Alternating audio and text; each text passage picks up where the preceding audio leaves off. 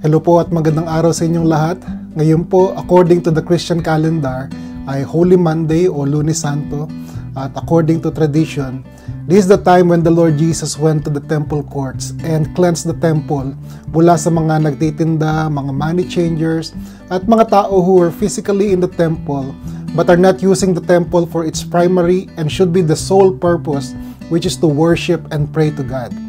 Although some biblical historians are saying na itong event na ito happened on Palm Sunday during the triumphal entry of Jesus sa Jerusalem, whichever the case may be, hindi ko po sure kung kailan talaga nangyari ito kasi wala ako doon nung ginawa ni Lord to eh. But ang importante po ay ang magandang lesson na gusto niyang ibahagi sa atin kung bakit niya ginawa ito. Kaya gusto ko po kayong anayahan upang tayo ay sumandali ang magbulay-bulay sa salita ng Panginoon patungkol sa mga pangyayaring ito. At ang passage natin today ay makikita sa Luke chapter 19 verses 45 to 46, which says, "When Jesus entered the temple courts, he began to drive those who are selling. It is written, he said to them, 'My house will be a house of prayer, but you have made it a den of robbers.'" Meron po akong tatlong mabilis na points na gusto kong ibahagi sa inyo sa mga passage na ito. Ang first point na gusto ko ibahagi ay ang holiness of God's house. Sinabi ng Panginoon sa mga traders na nasa temple courts, "My house should be a house of prayer, but you have made it a den of robbers." Kahit nung una pa man, ang Panginoon ay tinalaga niya o sinet aside niya ang temple bilang maging banal na lugar para sa Kanya. This house should be dedicated to be a house of prayer and a praise and worship.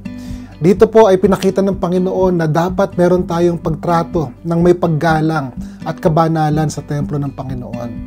Dahil ang templo ng Panginoon signifies the presence of God.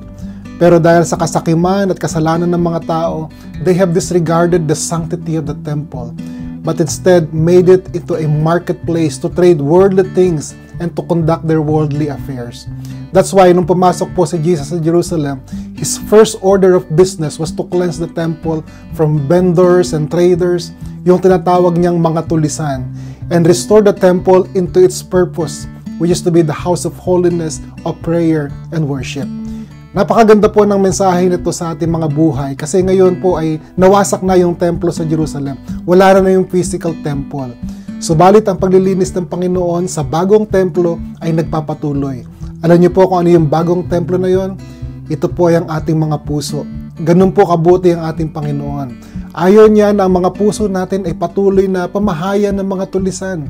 Dahil alam niya po ang ginagawa ng mga kasalanan at kasakiman sa puso natin.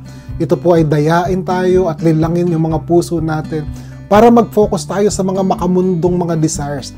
Desires for the things that this world offers. The pleasure, the power, the wealth. Akala natin these are the primary purpose of living.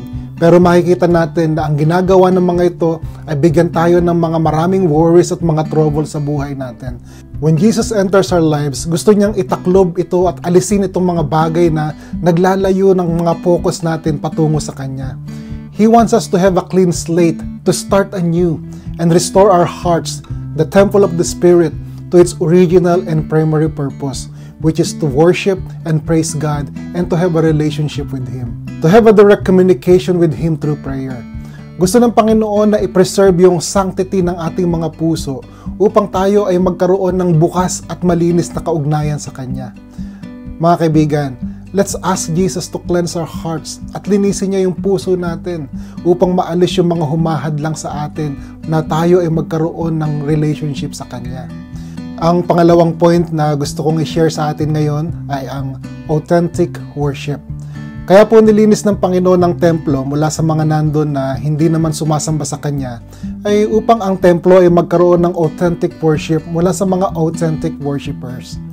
Kung pupunta po kayo sa house of worship, God is expecting authentic worship from you. And if we are not giving and offering our authentic worship sa Kanya, sayang naman yung pagpunta natin sa church, di ba? Sayang naman yung pag-shower natin ng maaga, yung pagbiyahe natin sa church, kung hindi tunay na pagsamba yung ibibigay natin. Alam nyo, in this modern age, maraming pumupunta sa church hindi para sumamba. Some go to church to show off. Some people go to church to find fault. Some people go to church to trade their negative thinking with other people's negative thinking. I hope we are not like that. I hope that when we are going to church, we have the genuine desire to worship. Alam niyo po, yung panganay ko, there are times na during praise and worship, minsan nakikarried away siya na talagang hindi daw niya mapigil yung sarili niya na sumigaw at ibuhos yung kanyang emotion sa pag-worship. To the point na kami ng mami niya yung nagkakatinginan at parang nahihiya kami na baka nakakagambala siya doon sa mga ibang tao. But as I think about it, dapat ganun tayo sa pagbuhos ng pagsamba sa Panginoon, di po ba? Dapat binibigay natin ng buong buo ang ating pagsamba. No holding back. Pero sinasabihan ko pa din yung anak namin na bigyan ng consideration yung ibang tao na nagwo-worship din. Baka kasi nakaka-distract siya sa kanila. Tuloy, parang nagigilty ako na dahil baka napipigil ko yung anak ko sa kanyang pag-worship. So, Jesus cleanses our hearts so that we can offer our pure, unadulterated worship. Ang worship natin ay hindi nakasentro sa ating sarili or sa ibang tao. Ang pagsamba natin ay nakafocus lamang sa ating Diyos. Ang panghuling bagay na gusto kong ibahagi sa inyo ay ang prayerful reflection. Sinabi ng Panginoon na ang templo niya should be a house of prayer. Prayer should always be a resident in our lives. Prayer is not just a passive request of our desires and requests, but it should be an active engagement of our lives with God. Gusto ng Panginoon that prayer should be our lifestyle. Kaya nilinis niya yung temple and in that effect, yung ating mga buhay mula sa mga clutter that can hinder us to cultivate a lifestyle of prayer. Kasi ayaw niya na yung prayer would be the last resort. Na pag hindi umubra yung ibang bagay at wala na tayong ibang matakbuhan, huling option na lang natin yung prayer.